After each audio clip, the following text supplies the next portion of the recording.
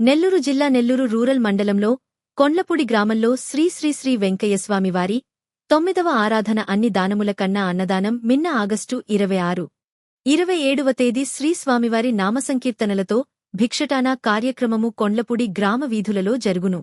శ్రీ స్వామివారి అభిషేకము, పూజలు, హోమము, సహస్రనామార్చన, మహానివేదనము, హారతి, గురుదేవుల భక్తి బృందంచే భజన సంకీర్తన, శ్రీ స్వామివారిచే అన్నదానము, అఖండనామ సంకీర్తన, గ్రామోత్సవము అనంతరం వెంకటేశ్వర్లు మీడియాతో మాట్లాడారు.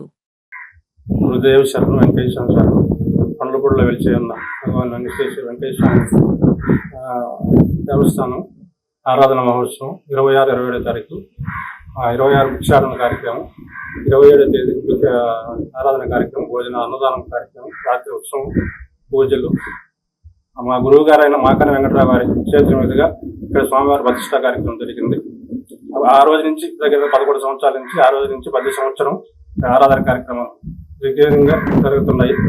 అందరు భక్తులు వచ్చి తీర్థాలు తీసుకొని వారి వస్తువులకు నెరవేరుస్తూ స్వామివారు వెలిసి ఉన్నాడు.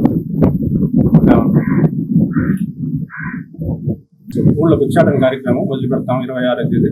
27వ తారీఖు ఉదయం నుంచి పూజలు, అభిషేకాలు, పూజలు, అన్నదాన కార్యక్రమం, సాయంత్రం వచ్చి వాహన సేవ, అన్ని కార్యక్రమాలు. కొండలపూడి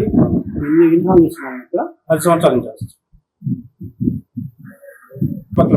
గ్రామ ప్రజలు కూడా అందరూ వచ్చి స్వామివారి తీర్థ ప్రసాదం తీసుకొని వారి వారి కోరికలు నెరవేర్చుతూ స్వామి ఉన్నాడు, ఇక్కడ వెలిసి ఉన్నాడు.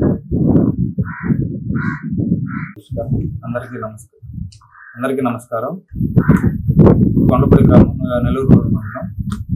ఇక్కడ వెలిసి ఉన్న వెంకటస్వామి ఆరాధన 9వ ఆరాధన మహోత్సవం జరుగుతుంది. చుట్టుపక్కల గ్రామ ప్రజలందరూ వచ్చి తీసుకొని స్వామివారి ఆశీర్వాదాలు తీసుకోవాల్సిందిగా ప్రార్థిస్తున్నాం. ఆధార కార్యక్రమాలు ఉంటాయి. 26వ తేదీ వచ్చి భిక్షాటన ఉంటుంది కొండపూడి గ్రామంలో. 27వ తేదీ ఉత్సవం ఉంటుంది, ఆరాధన మహోత్సవం, భోజనాలు, భజన కార్యక్రమాలు ఉంటాయి.